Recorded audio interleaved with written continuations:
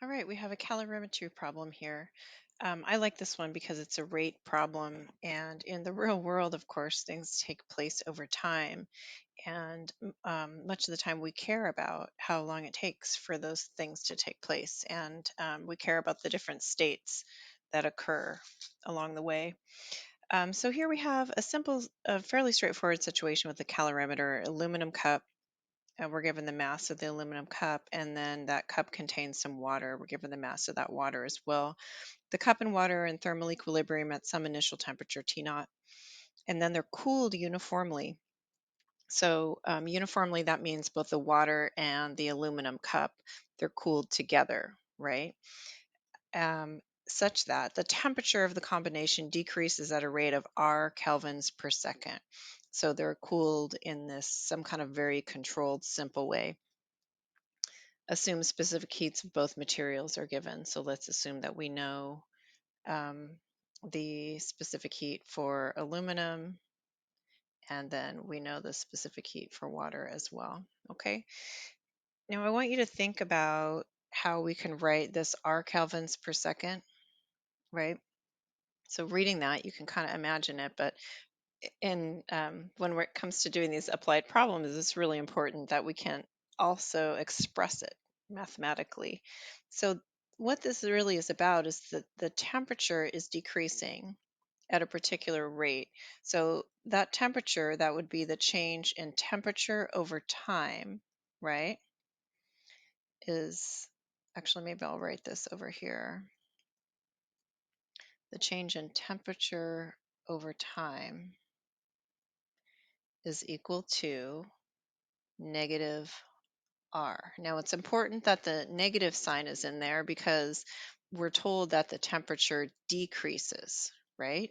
So this is going to be negative slope, and it decreases at this very constant rate. So this is kind of artificially simple, but our math is, um, we only have a certain amount of math for this class, so we have to stick with fairly simple situations. For most physics in the real world, you need differential equations because most physical behavioral systems, what we see is that there are many different variables that all affect each other in different ways. I guess I could say that in general. And in order to model a system like that, you need to use differential equations. But for something like this is simple enough that we can handle it. So change in temperature over time is given as negative R, constant rate, decreasing value. All right, now let's focus on what's being asked of us. Part A, at what rate is energy being removed by heat transfer? Okay, so we're given the rate of the temperature change, yeah? But this question is asking at what rate is energy being removed? So that's different, right? Energy and temperature are two different things. So if we're talking about energy, that tells me that I'm talking about Q. So let me just write this out for both the aluminum and the water. So we can know that there's going to be some heat transfer that's required for any change in the aluminum cup. And then, of course, for any change in the water that's inside the cup. They're going to undergo the same delta T. So that'll be the same in each case. Now, this is a rate, though, right? We're being asked for what rate this is happening. So I'm going to change the way this is written, and I'm going to change this into a dq dt. Now I want to know the rate of heat transfer. That's what this dq dt is. It's going to be equal to MACA, the rate of temperature change. Same thing for water, the rate of temperature change here. So if we have a rate on the left-hand side, we need to have a rate on the right-hand side too in this equation. So I can now solve this because that rate of temperature change is given as negative R, right? So I can substitute that negative R in for this dt, dt, d temperature, d time. So negative R times aluminum, and then the term for our water here. Okay, and that is our answer for part A, the rate at which energy is being removed by heat transfer. Okay, so part B asks us, express the final temperature as a function of time. So this is basically going to be as time goes on, how does the temperature change? That's the idea here. What is the temperature? If I give you a time, can you tell me what the temperature might be? So we need a function. Um, so I'm just going to remind you here, we can read the problem and we can deduce this here from the problem, that change in temperature over time is given as negative R. Another way to write that is, I'm just going to rearrange terms here, negative R d time. Totally fine to rearrange like that algebraically. That's all I'm doing. And now I see that this is totally set up for me to integrate both sides, right? I can integrate both sides of this thing. So left side, and where do I integrate from? I integrate from my initial temperature to some instantaneous or final temperature. Negative R integral, now this is time, right? From time equals 0 to some instantaneous time t.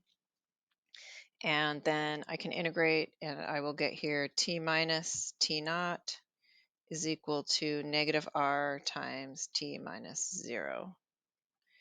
And what we get here is my final temperature is equal to the initial temperature minus RT. And this might have been something that you could maybe just write right off the top of your head, thinking about the function, that it's a linear function and it starts at some value and decreases from there. That's fine. But I also wanted just to show you that with the equations that we have, it's really simple integration. And that simple integration would give you the same thing. It's a nice way to use a little bit of calculus there.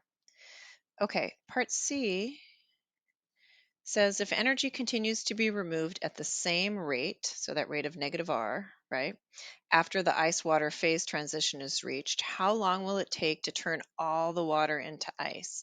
And here we're given the heat of transformation, otherwise known as latent heat, as L.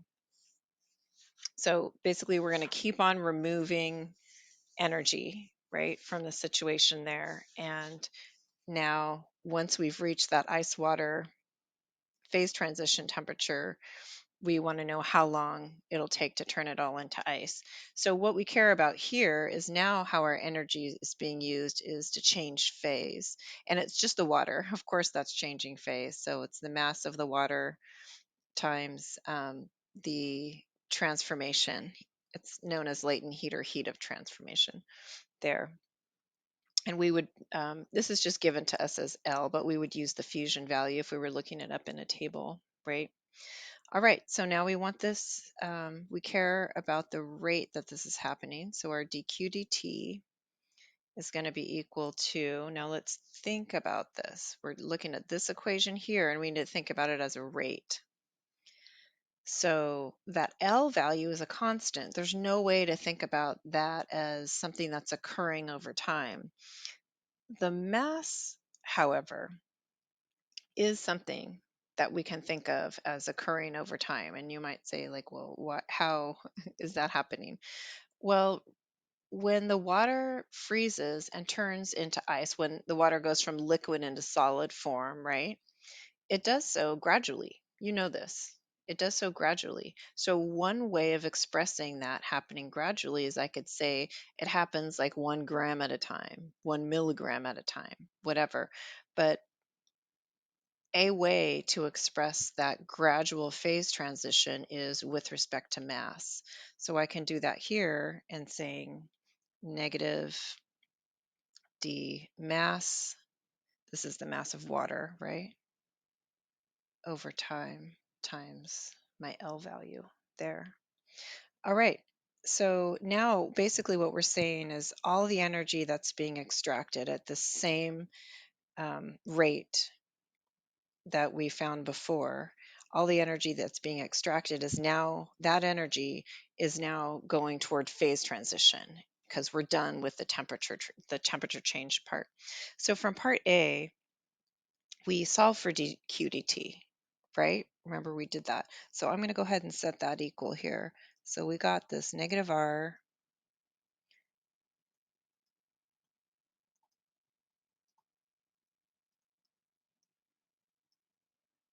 That's my dq dt. And now I'm going to set that equal to negative d mass dt times L. All right. Now, what I'm after here, of course, is the time. They ask us here how long, right? We care about the time. So I'm just going to rearrange this a little bit, and I'm going to move this dt to the other side of the equation over there. So what I end up with is, and I'm just going to, actually I'll leave it in this order, and I can get rid of the negative signs. I have a negative sign on both sides there. I'm going to change color just so you can follow what I'm doing. R, and then this term stays here. Now my dt comes over to the left-hand side, is equal to dm.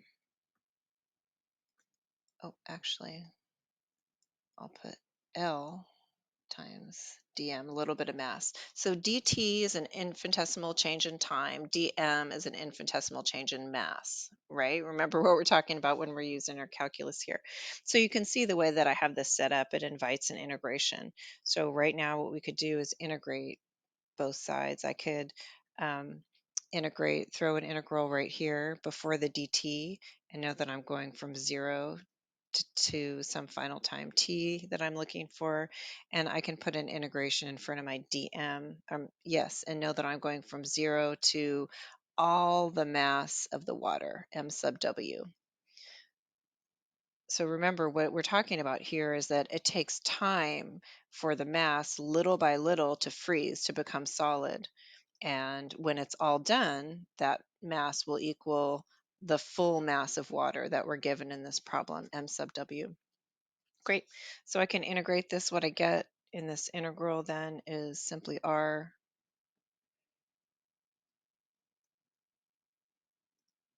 hang on to this whole term,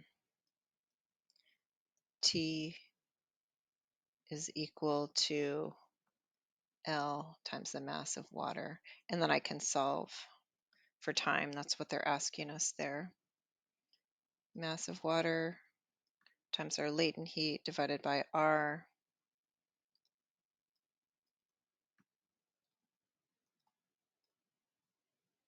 Okay.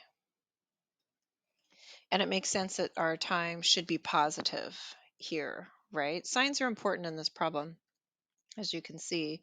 So we want to be good about them, and then we want to check when we get our final answer for any of these parts. Does it make sense that it would be positive, negative, etc.?